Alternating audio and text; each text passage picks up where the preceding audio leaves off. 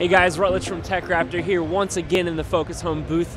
I have Oleg here from Vostok Games to talk about Fear the Wolves.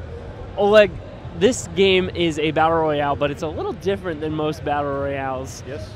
Can you tell me a little bit about this game and what players can expect from their experience? Yeah, so definitely trying to build it a little bit with a bit different angle from something else you might know currently available in the market. So we're using really the best of experience we had on our previous games like Stalker and Savarium, which was an online game. So first of all, we're trying to build it more hardcore way, so more realistic combat, starting with realistic bullet physics, the mechanics of how you handle the guns. The possibility to modify the weapons with attachable modules like scopes and silencers that you can find in the map, etc. With all other things such as dynamic time of the day that changes throughout the round of the game, and also some weather effects that also get to change in rounds, and all of this affecting the gameplay. For example, in dense fog you cannot see other players very well. In the strong wind you cannot shoot very accurately because the bullet physics is affected.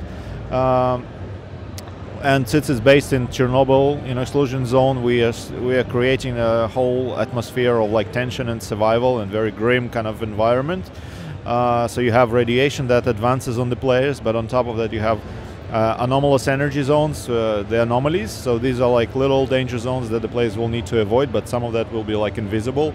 Some of that will act in a real weird sort of kind of way. For example, we have an anomaly which hurts you if you are standing still, but if you're moving, you are safe. So you will need to kind of find ways out of these places.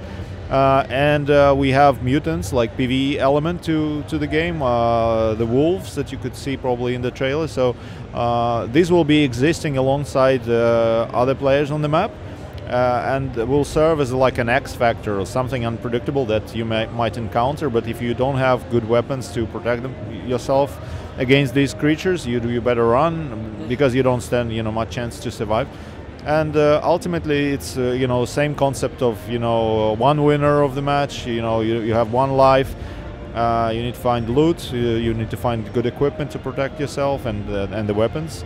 And on top of that, actually, we have some cool ideas about, for example, the end game. So we have sort of the evacuation point where the helicopter arrives, and the guy who actually jumps on that helicopter and leaves the place is the winner of the match. So it's not necessarily that you have to kill everyone else or sit and wait, while someone else shows up and you snipe him out.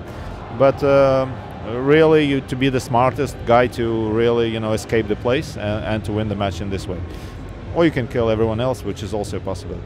So yeah, really trying to play with a lot of small elements which make the game deep to learn. And trying to build it in a realistic, hardcore way. So this style of games is something we are used to, and we like it a lot. And we hope many players will enjoy playing this type of game as well in Battle Royale. And one thing I also forgot to mention is we're trying to also integrate the viewing audience. These days people tend to watch games more than actually playing them. So like people on Twitch and Mixer, whatever. So we're trying to get these people who are viewing matches to vote for a change of the weather effect on the map and to like specific players in real time. So their decisions will actually affect the gameplay. And we could go far with this kind of feature, but from start we will have the weather effect and likes, and the players will be building likes in the game, so they will grow as stars of the game, and we will matchmake these players accordingly. So if you kind of develop in rankings, you will be kind of matchmaked a little bit differently, and potentially we can play with this feature to make it something real cool. So we have a lot of ideas of how this could evolve.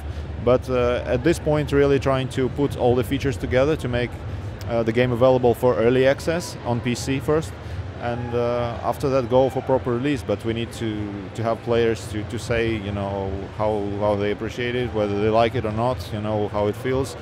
So really, can't wait for this phase to happen. So. Holy crap, you answered every single one of my questions.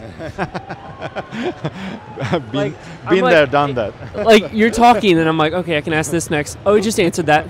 And he just answered that. And now I'm just excited. So I don't have any questions. Yeah, I mean, we're really trying to do it our own way, the way we liked it about the game, what we feel would be proper for a shooter in Battle Royale. So let's hope, you know, it resonates with the people, with the players. So yeah. It sounds like a fantastic concept, and based on the trailer, it looks like you guys are on a pretty solid path. Yeah. So I definitely can't wait for it as a fan of the Battle Royale genre, and I hope that our readers feel the same way.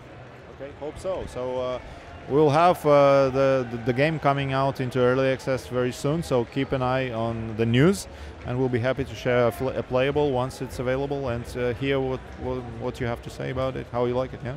And it's going to be releasing only on Steam for early access, correct? Yes, it's coming on PC for early access on Steam, and then we plan a full proper release on both PC and consoles. Fantastic. Well, thank you very much for your time. This was awesome. Yeah. And stay tuned for more E3 2018 coverage. Thank you, guys.